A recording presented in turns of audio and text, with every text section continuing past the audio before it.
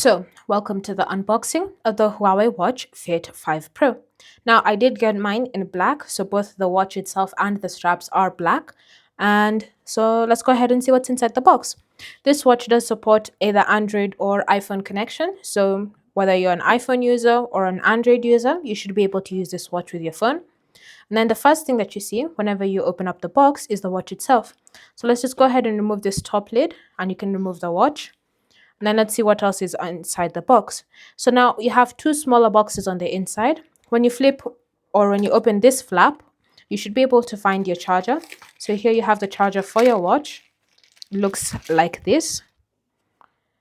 And then on the other side, you should be able to find your documents. Now, these documents are mostly just warranty cards, quick start guides, and all of that stuff.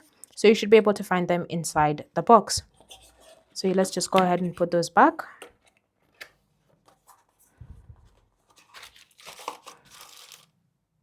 And now you can take a closer look at the charger itself and the watch.